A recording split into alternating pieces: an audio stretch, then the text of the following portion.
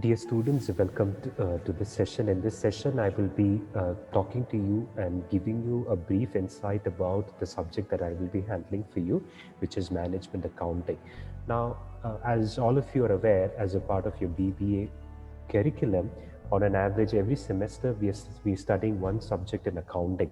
And the reason why this particular semester we have a subject on management accounting is because we have to fulfill certain objectives.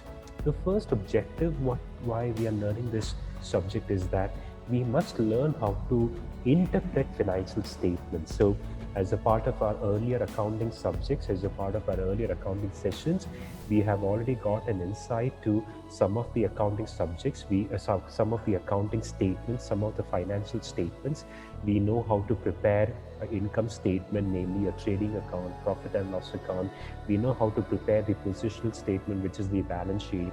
Now, looking at these statements, what conclusion can we draw about the organization? What information are we be able to collect? What information are we be able to gather?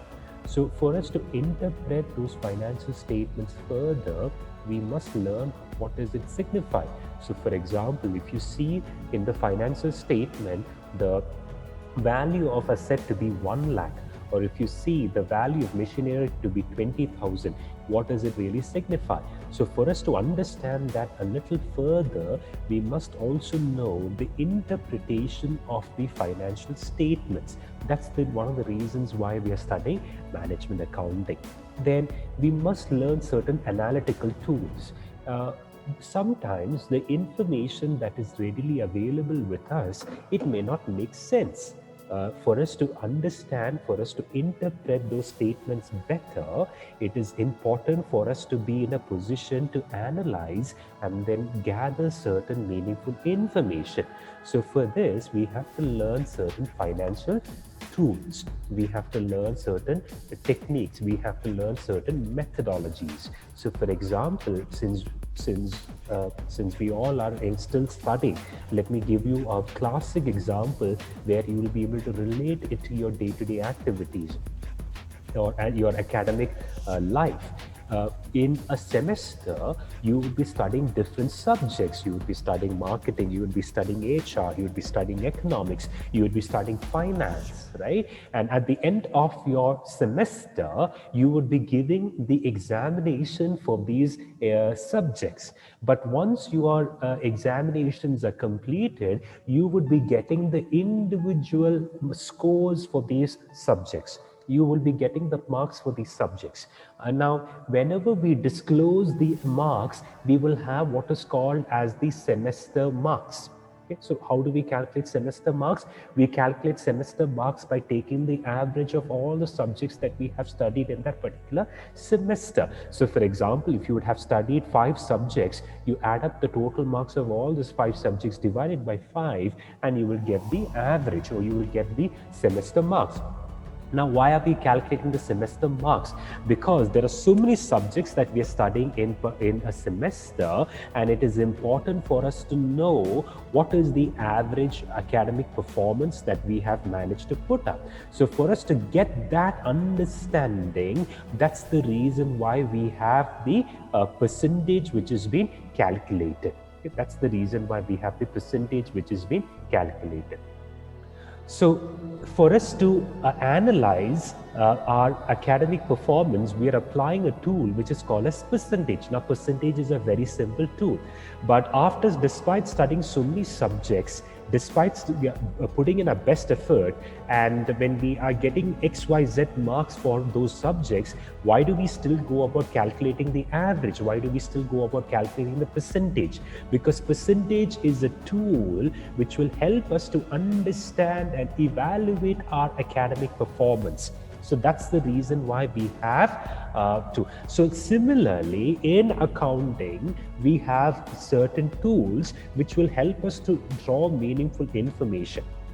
Now, we are learning how to interpret financial statements. We are learning certain tools, and now we are going ahead. Now, why are we doing all this? What are we basically aiming to accomplish? We are aiming to accomplish doing all this. What we are basically aiming to accomplish is that we want to take certain business decisions. We want to be able to take meaningful decisions for the management. So that's the reason why we go about with the interpretation and learning of the financial tools. So that is what happens in this case. That's one of the reasons why we are learning this subject.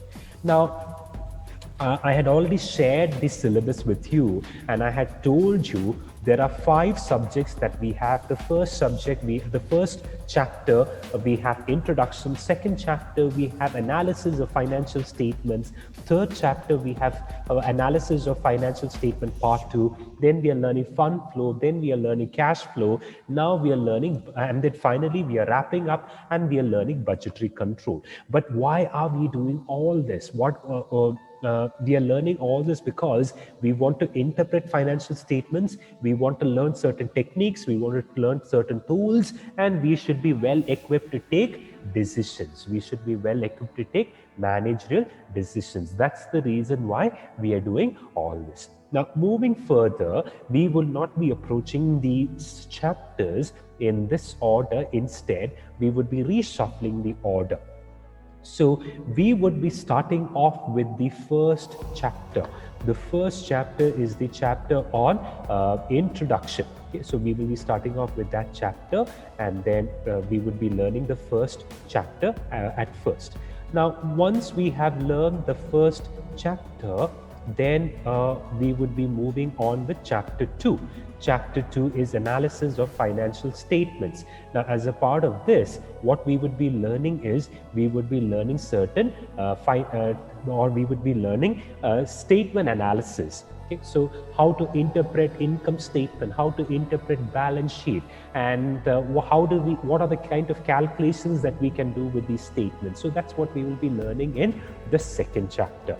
After the second chapter, we would be going on directly to the 5th chapter. We would be going to the 5th chapter on budgetary control.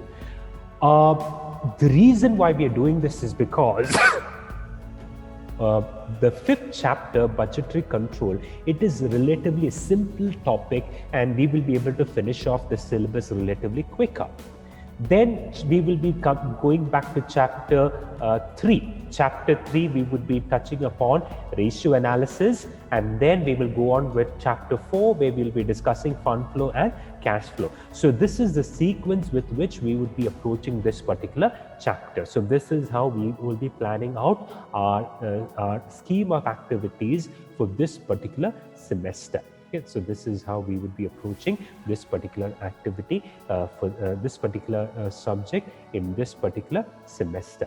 Okay, so this is the sequence with which we would be going about approaching the subject on management accounting. So like I said, this is a very interesting subject because the reason being, there are a lot of areas that we can touch upon. There's a lot of there are a lot of tools that we can learn, and I'm pretty sure all of you would be really enjoying this particular subject. So that was the prelude to management accounting.